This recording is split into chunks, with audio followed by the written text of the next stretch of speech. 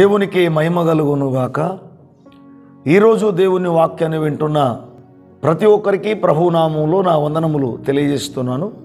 రండి, ఈరోజు దేవుని వాక్య ధ్యానం కొరకు పరిశుద్ధ గ్రంథముల నుండి దావీదు కీర్తన 34:17 వచనాన్ని చదువుతున్నాను. అందరూ శ్రద్ధగా ఆలకించండి.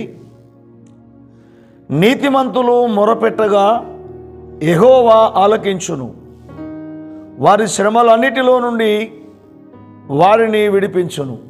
దేవుడు ఈ వాక్యమును మనందరి వినికిడిలో ఆశీర్వదించునుగాక. ప్రభునందు ప్రియులారా, దావీదు రాసిన ఈ కీర్తనలో తాను ఎంతో అనుభవంతో చెప్పిన మాట, నీతిమంతులు మొరపెట్టగా యెహోవా ఆలకించును, వారి శ్రమలన్నిటిలో నుండి ఆయన వారిని విడిపించును అంటున్నాడు. దేవుని బిడ్డలారా, ఈ వాక్యాన్ని వింటున్న మీరు ఏ సమస్యలో ఉన్నా, ఏ బాధలో ఉన్నా, మీరు యేసు రక్తములో కడగబడిన మీరు దేవుని బిడ్డలు గనక యేసు రక్తములో కడగబడి పరిశుద్ధపరచబడి నీతిమంతులుగా తీర్చబడిన వారు గనక మీరు మొరపెట్టినప్పుడు దేవుడు వింటానని చెప్తా ఉన్నాడు.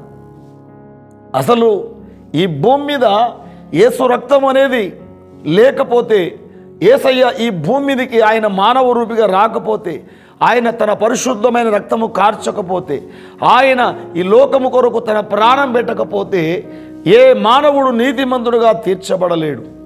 ఎందుకంటే రోమాపత్రిక 3:11 చెప్తా ఉన్నది మాట, నీతిమంతుడు లేడు, ఒక్కడు లేడని.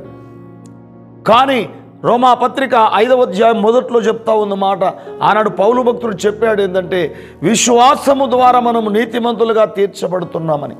అలాగే రోమా 5:9 పౌలు అంటాడు, ఒకప్పుడు మనము నీతిమంతులము కాదు, కానీ ఇప్పుడు ఆయన కార్చిన రక్తము ద్వారా, యేసు రక్తము ద్వారానే ఇప్పుడు మనం నీతిమంతులుగా తీర్చబడుతున్నాము అంటాడు. అసలు లెక్కకు భూమి మీద నీతిమంతుడు లేడు, ఎవడు లేడు. కానీ ఎవరైతే యేసు రక్తము కిందికి వస్తున్నారో, యేసు రక్తాన్ని ఆశ్రయిస్తున్నారో, యేసును అయితే ఎప్పుడైతే నమ్ముతున్నారో వాళ్ళను యేసయ్య తన పరిశుద్ధ రక్తము ద్వారా కడిగి నీతిమంతులుగా చేస్తూ ఉన్నాడు.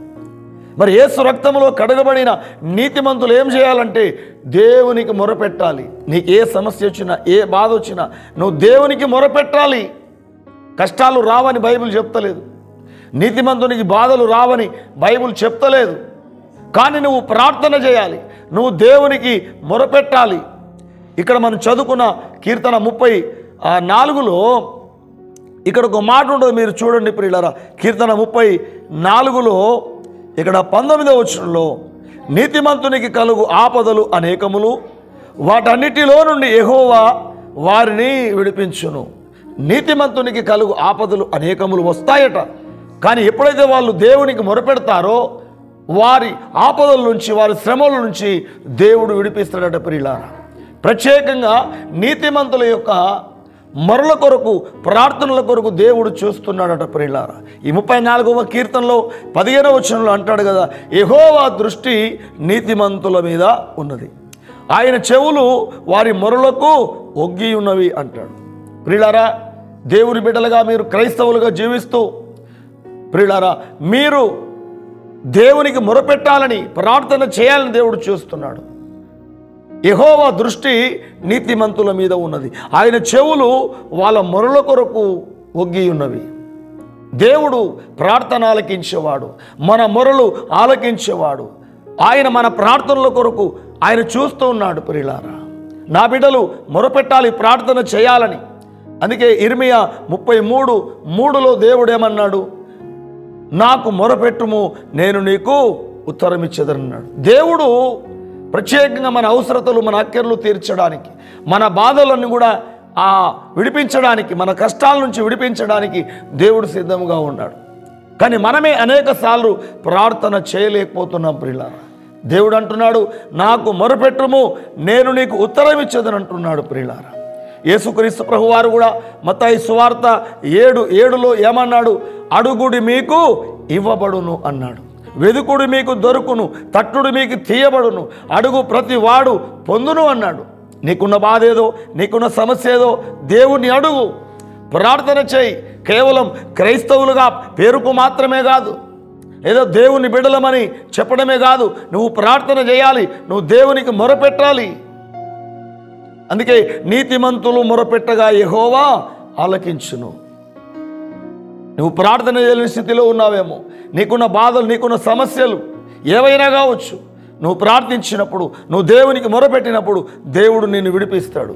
నీకున్న సమస్య ఏదైనా కావచ్చు, నువ్వు ఏ ఇబ్బందుల్లోనైనా ఉండొచ్చు, ఏ అనారోగ్యంలో అయినా, ఏ శోధనలో అయినా నువ్వు ఉండొచ్చు, కానీ నువ్వు ప్రార్థన చెయ్యి. ప్రతిరోజు ఈనాడు క్రైస్తవుడు అయితే, క్రైస్తవురాలవైతే ప్రతిరోజు నీవు వేకువ జామును లేచి ప్రార్థన చేయి. దావీదు ఏ విధంగా వేకువ జామును లేచి ప్రార్థన చేశాడు. దేవా నా దేవుడవు నీవే, నిన్ను వేకువనే వెదుకునన్నాడు కదా. దావీదుకు ఉన్న లక్షణం ఏంటంటే ప్రతి విషయంలో దేవునికి మొరపెట్టడం. అతని కష్టం వచ్చినప్పుడు, శ్రమ వచ్చినప్పుడు ఏదో మనుషుల వైపు చూడలేదు, దేవుని వైపు చూశాడు. 120వ కీర్తనలో ఆయన అంటాడు, నా శ్రమలో నేను యెహోవాకు మొరపెడితిని, ఆయన నాకు ఉత్తరం ఇచ్చెను అంటాడు. దావీదుకున్న అలవాటు, దావీదుకున్న అనుభవం, అతనికి ఏ సమస్య వచ్చినా దేవునికి మొరపెట్టేవాడు. ప్రతిరోజు వేకువనే లేచి దేవుణ్ణి వెదికేవాడు, దేవుని స్తుతించేవాడు, దేవునికి ప్రార్థన చేసేవాడు. మరి నీవు అలా చేస్తున్నావా? బాధలు ఉన్నాయంటావు, సమస్యలు ఉన్నాయంటావు, కానీ ప్రార్థన చేయవు. నీకు ఏ సమస్యలున్నా, ఏ బాధలున్నా, ఇకనైనా నువ్వు ప్రార్థన చేయి, దేవునికి మొరపెట్టు. దేవుడు నీ కష్టాల నుంచి, నీ బాధల నుంచి నిన్ను విడిపిస్తాడు. అలాంటి ప్రార్థించే జీవితాలు దేవుడు మనందరికీ అనుగ్రహించును గాక. ఆమేన్. చిన్న ప్రార్థన చేసుకుందాం. మహాపరిశుద్ధుడా, పరమ తండ్రి యేసయ్యా, మీకు స్తోత్రాలు. మీరు మాట్లాడుతున్నారు నాయన. నీతిమంతులు మొరపెట్టగా యెహోవా ఆలకించును అంటున్నారు. వారి శ్రమలో అన్నిటిలో నుండి ఆయన వారిని విడిపించునని వాక్యం సెలవిస్తూ ఉంది.